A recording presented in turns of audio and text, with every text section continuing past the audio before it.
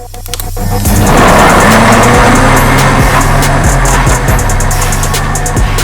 is time for episode 4 of the In the Blender Talk Show. I am your host, Disciples, and today I am joined with my boy, Fallen. How we doing today, my boy? Good, brother. How you living? I'm doing good, man. And after that lackluster episode last week, I decided that we should come correct this week with some very solid talking points, as well as our energy being through the roof. So, I'm feeling good today. I got my Starbucks, courtesy of Fallen himself, grabbing it on his way here. I got that caffeine. I'm going to go ahead and start with the first point, just a nice little minute talking point that I know we'll both agree on. Yes, sir. Karma joining Optic, potentially coming into this next season. I respect his point when he says that he wants to wait out the season. They're playing good right now. He doesn't want to change up the dynamic of the team. What is your feelings on, do you think it's a W or an L for the team, not for the brand?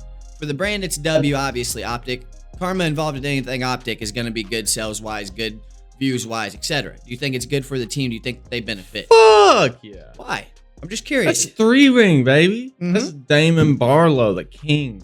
Mr. Barlow, the king. Mr. 3 rings. Arguably. Didn't that go contention? I think that he might be. The amount of rings. Like, he was definitely as big of a part on that team as anyone else, but like he had that back player role. But anyways, I think that when it comes to search and destroy, with JP on the team, we're solid there. When it comes to respawn and having Karma as our coach when it comes to respawn, I can't speak on control because truthfully we never got to see Karma in control. I don't know if it's going to benefit at all when it comes to control, but I think that when it comes to hardpoint, you're going to solidify an already dynamic hardpoint squad to where, I mean, we just did the 12-0. We just broke the record, so I'm thinking that who's to say that with Karma coaching that we don't break the record again? You know what I mean? I mean, I agree. He's him. He's COD intellect on a different level than anybody else. You know what I'm saying? And I'm intrigued to see Karma's thoughts on his spawns and shit like that. And I don't think he'd be like a coach, you know? I think he'd be more like breaking it down. Hey, man, you could have seen this. Yo, why ain't you fucking go P2 there? You know what I'm saying? Like, that's definitely. And they're going to be like, you know what? You know what? Yeah, you're right. About that shit. Yeah. Like, he's just going to do the little things. I think he's going to be their minute, very small adjustments. Like, hey, you did this good up in double windows, but instead of going single there, go back cannon. You know what I mean? I think that's going to be more of a Karma's position, which that's the beauty of Call of Duty is even you could study hours and hours of VODs. There is microsecond transactions on any map that it doesn't, no matter how much you'll still understand break off, how people break off, what time they tend to break off on, what routes they go when they do break off. That's things that you benefit from watching VODs. But you can't, when you get wiped, say your team gets wiped and you know exactly where everyone's at and you know exactly how they play that spot. It's still hard to break. You can know exactly what angle they're watching. 100%. Still hard. So that's where it's like Karma is going to be our man to fix those little small minute things and bad decisions that Optic is known for having in late game situations. Sometimes the eco chows. Yeah, we're too confident at times. And it's specifically Dashy and specifically in my opinion. Maybe Karma can help him reel that back in a little bit, but he's been great the past few series. That was more of a major forward talk is what I was talking about, but take us into the next topic here. FaZe are looking fucking nice. I think Optic's about to get another second place. Keep it a band with you. It's either going to be FaZe has overdone a championship. Question about Vanguard. They won Major 2. They won Major 2 this year? Yeah. I don't remember that for some reason. I do not remember that at all. Okay, so now I'm going to hard counter. I believe it's going to be Optic winning, and I hope it's not because it's very few teams. LA Thieves is one of the few in Vanguard to do it who can win Major 5 and continue to win champs. Optic Dynasty is one of the others. It's very hard to do that, and that's why I kind of want them to get maybe one more second place and then bring home the champs, because the way Call of Duty plays out usually is a different team wins every Major, almost every year. There's some years like last year where Thieves won twice, but that's a few and far between. Mm-hmm. We could do it. I would like to see Optic do that, obviously, but that's in a perfect world, a logistical world. I don't know if we are able to beat FaZe twice in a grand finals. LA Thieves, I think, was a fluke. I appreciate them. I'm glad that they got their championship this year. I do think that FaZe will be in the grand finals against us the next two majors. That's for sure what I agree. I mean, Simp, oh my God. A Simp is starting to match what Abizi's been doing all year, and that's fucking dangerous when they're both locked in like that. Scary. That's very scary, and it's a situation where it's like Hook and Shottzy, when they're both peak flow state, when they're not even talking to each other, and they're getting the exact perfect frags. That's something that we're about to be seeing out of Simp and Abizi, and it's very dangerous when you got Slasher behind them with Cillium kind of pushing with the AR with them. It's very dangerous, bro. Like, yeah.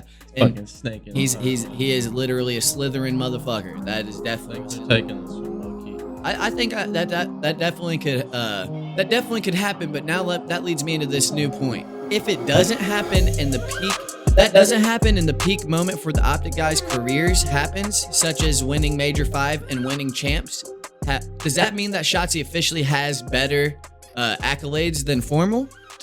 I have an argument for it. Now, I don't know what the scoffing is about. So, you're talking about Matt Formal Piper, right? Matt Formal Piper, yes. Nah, you smoking that. So, eyes out, man. Now, here's my argument. Shottzy is easily facing harder players in Call of Duty by a long shot. There's no doubt in my mind. I mean, so hard that even Formal himself said he didn't have the passion that these new dudes had in him. That's a fact. Shottzy's not only playing against these guys, but he is in the best team, and he is the main guy of the best team. I don't need to elaborate that point, because I feel like you agree with that. Formal, not saying he was the best AR on his team, no doubt. Every single team he was on. Was he the best player on every single team he was on? That's very arguable on some of the teams. Some of the teams he was, guaranteed. Some of the teams he wasn't, such as the Dynasty. I would make the argument that Karma and Seth were better Call of Duty players. That Math just had that gunny on. And Crim's on there. I mean, that's just that's my point. That was a different squad. But bro. What squad do we have now? Hook the Nuke, Bruce, Shottzy, and Shottzy. Ghosty and Shottzy. So Ghosty obviously can't compare with anyone on the Optic Dynasty team. That's perfectly fine. The other two easily can compare. Hook plays a very much so like Karma position. Very much so, a very Karma-esque type game style. More aggressive, which was where I think Karma had the better IQ, 100%. But when it comes to ARs, Bruce and Formal are almost identical. And now, Formal is definitely more of a winner. Not arguing that. The argument's not about Bruce and Formal. It's about Shottzy. And when we go over to Halo, Shottzy was actually facing the peak of all Halo, which was Halo 4 and Halo Infinite, Halo 5 was the peak of the player base pushing into the scene. Yeah, 100%. There's never been more competitive players in Halo during those 2 years. But the peak of the competitiveness of it? I would say Halo 4 was still up there. Halo 4 was the last. Halo 4 was Black Ops 4, if you will. It was this has to work. This needs to work. We're fully invested. Everyone's into it. No, I hear you. That's where I'm getting it at. Now, but you're talking about Formal. If you want to talk about the peak Halo competitiveness, Formal wasn't even involved. That was 2008 to 2012, dude. He was the last year of it. We're talking about the Washies, the Ogres. There's so many legends prior to Formal that he could have competed with, and I'm sure he would have done fine. But we can't make that argument for that fact. Everyone that Formal is facing now, minus some, because some have quit to the point where Formal is playing again, had faced Shottzy and had universally said that there is no one as good as Shottzy in Halo. These are Formal's teammates. These are people that literally this is Lucid, who I just quoted specifically. There's no one better than Shottzy. You're smoking Zaza, man. I don't know if that's smoking Zaza or if that's just taking... Formal went from Halo to Call of Duty back to Halo. Mm-hmm. Shottzy couldn't? He is just you don't think Shottzy couldn't do what Formal's doing? He can go back to Halo, but he's going to have to do that to be compared to him. He's going to have to... How many championships? He will. I do think that he has. I do think he does need to do something to be compared. Yeah, multiple championships in Halo. Then went to Call of Duty, won 20-something championships. He doesn't need to go now back. Now he's back in Halo, just won another world championship and has not lost a. They have not lost a tournament. He doesn't need to go back. Because his Halo Buddy was an assassinate. Buddy was an assassin for pickup, bro. He's getting picked up by any team that needed him, and he's going dropping 40 bombs in Halo on everybody's ass. This is my point. Anything that he has that done same in generation, Shottzy was just dog walking. Anything that Formal has done in Halo, Shottzy has done in Halo. This is a fact. Same amount. Formal's done it way more. More champions. Now, this is where Formal easily. I truly believe that Formal's not as good of a Halo player as Shottzy. There's nothing you can say to change me. Raw talent wise, he is a better player. Formal is a great player. You can go check one of them. Formal's my guy. And you need to go. You act like I'm saying Formal's trash. No. Formal's definitely a top 3 player all time. I truly believe Shottzy is 40 on Optic. Shottzy was doing that when he was 16, dude. Okay, he's fucking 28. He's an old head doing that. Still, you guys changed my views on what old is in sports. To be honest, I don't think 28 controller esports is completely different. Counter-Strike controller esports. I do like that you said that, but that's because of the bias, not because of the actual. That I don't agree with that. I do think that carpal tunnel is a thing for some people, but I don't think that that's a guaranteed in every pro's life. That's how I feel. Reaction time wise, I think Formal's still peak. Yeah. Personally, I think he's still peak. But I'm saying he's a 28-year-old. Shottzy has to win 2 champs back to back in order to be compared, because that's the closest you will get to a dynasty in this modern era. That's how I feel. There's no way he'll win 20. It's not possible in this modern era. He would have to win 2 a year for a decade straight. That's not possible. I agree. He can't win the 20. But he can win back-to-back Formal champs. Still did come in and win 20. You know what I'm saying? This argument is so dumbfoundingly stupid. Not your argument, the argument that's used so commonly of different era. It's a fact. It's the same with Michael Jordan. It's a fact. Completely different era. If Shottzy would have been playing these motherfuckers back then, I promise you he would have had 10 chips guaranteed under his ring. 10 chips guaranteed. And how many of those did he take from Optic if he was on another team? None. That's not guaranteed. Optic was final, no doubt. Optic was the final boss during that era. There were people attaches, all that, not attached. Shottzy's better than AW Zuma. AW Zuma. Listen, AW FaZe was the closest thing to break up what I'm saying? The dynasty. There's been teams like that. AW FaZe was the closest to break up the dynasty that we saw besides themselves. You know what I mean? Like Shottzy wouldn't have just completely ruined the Optic dynasty. Shottzy would have done exactly what he did, and he would have changed the game, and that's a fact. I promise you that the game would have been different had Shottzy been on it. I really truly believe. I don't think that there's I don't think that he would have been dropping 1.5 KDs every map. I don't think that he would have been unkillable. But I think that the game that we were watching back in 2015 through 2018 would have been drastically different if Ant motherfucking Shottzy was on that floor doing what he does best, and that's moving and making you overthink. You think that the best mover of all time is not going to be the best mover 4 years ago? No, I agree. That he's going to elevate the game. Let's stop this fucking argument though, because I'm not going to change your mind. You're damn sure not going to change my mind. Let's go ahead and change it over to before Major Fives. I want to know what your guesses are going into champs. Like I don't want you to know who won Major Five then guess. I want you to guess with what we know right now. Optic being second, LA Thieves being first, FaZe being third. FaZe third this year or fourth, or this fourth. And then Toronto would have been fourth. Yep. So who do you have going in to champs winning, and then who do you have winning like top 2, top 3, top 4? I just want the top 4. Okay. This is a hard one in my opinion. Confident picks in the top 4. Can we just say the top 3, which we all know is gonna be? I think it's the Optic. Wow. Good, but wow. You FaZe 4? Yeah. You think Toronto or Thieves or us beat out FaZe? I think FaZe 4. Okay, you think we beat them in the winners or the losers? Who do you think, or do you think they get beat in the winners or the losers? You think they have a bad tournament, or you think they have a good one and just get beat out? I think they just get beat out. So you think that they're going to be in third or second and then lose their winners bracket run? I could see that happening, and that's, you know, I kind of want to Toronto's starting to catch some steam, bro. Toronto's not good. See, the only thing that some young guns on there. I think that fuck you, Scrappy. Fuck you, Scrappy. Anyways, I think the only people that actually who could mentally check Toronto, fully mentally check, if Standy comes out dropping a 1.2 against Toronto, just frying, doing his absolute god best, I guarantee you that he checks Toronto. We might get an upset out of Vegas and Toronto. There's too much tension there, too much bad blood. And the thing is if 3 of you are on a team and then the one dude you dropped is frying you, I'm chalked. Like, wow, we fucked up. We really fucked up. And then Hicksy's over here just not doing shit. You know what I mean? I would love for that to happen. Imagine if Vegas makes it in, if that's who they play. Well, Rockers completely shit the bed when it comes to this champs contention. I can't believe that Rockers done as bad as they have this past 2 qualifiers. You've literally lost every fucking map.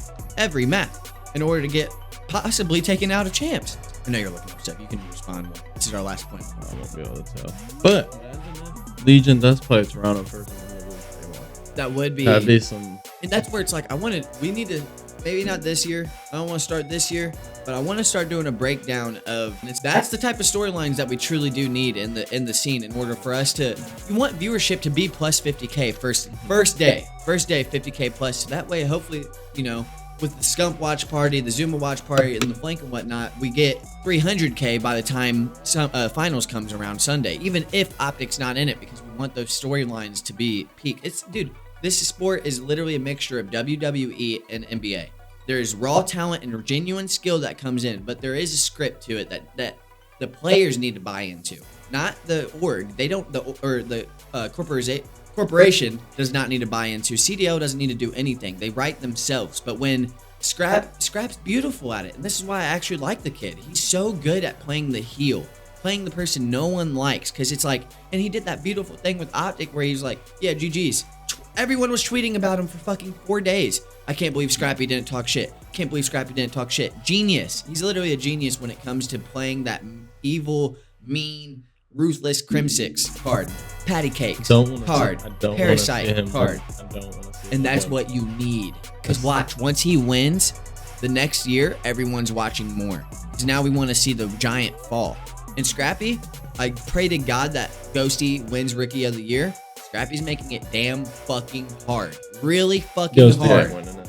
Well, he'd have to win champs. He would have to win champs. They win like he'd have to win champs. I think if he performs, if he gets second Major 5, performs really well, and win champs, he does get it. He does get it. But if they don't win at all, if they win 5 and lose champs, and Toronto places better at champs, that's Scrappy all year. Scrappy completely changed his team for the better. And so just as much as Ghosty did, no doubt. I'm not taking away from Ghosty.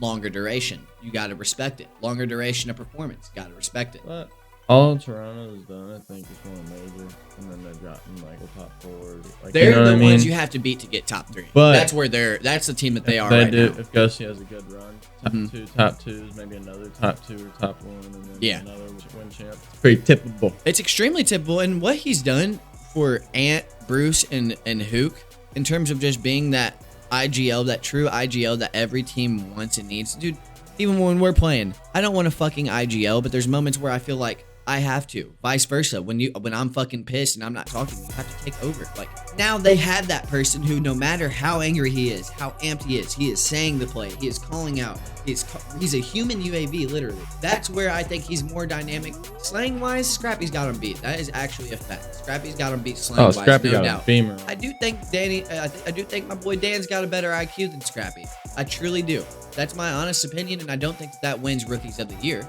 I don't think that gives him reason to be Rookie of the Year over Scrappy, because Slang wins Rookie of the Year and everybody. Dan Ghosty has a good argument. He's definitely went from a far second place to a middle to close seconds. And I'm liking seeing another storyline of the rookies. Clash of the Rookies. Everyone loves it. It's been in a battle since Naruto and Sasuke. Everybody loves the battle of the rookies. It's a historically written thing. And we're getting to see it play out. And I want everyone who is watching right now to appreciate that as we go into Major 4. 5. Ghosty's him. As we go into Major 5. Ghosty is him, and that is our final point when it comes to the talk show today. Yes, sir. Coming up, next week we'll be talking about the qualifiers more in depth about the games. We got a couple more matches to finish out this week. Then we'll be going into Major 5 here in about, 3 weeks? Major 5 or qualifiers are done. I think there's qualifiers this week. No. Optics 5 and 6. Optic, yep, 100%. Optic went undefeated. Next week. Yeah, May 25th next week. May 25th. Okay, I stayed corrected. So next week, you guys will be seeing us go over the qualifier games. And then the week after Major 5, we'll probably be dropping Tuesday, a few days earlier. Just wanted to let you guys know because we like to get it out early post-Major so you guys can really enjoy what we saw during the Major. I have nothing else to say besides tune into the podcast and enjoy the next episode of In the Blender. Fallen? Nothing? Nothing to say. You got me off guard. Really appreciate y'all for watching. We really appreciate y'all for watching. Make sure to tune in next week. Deuces. I'll see ya.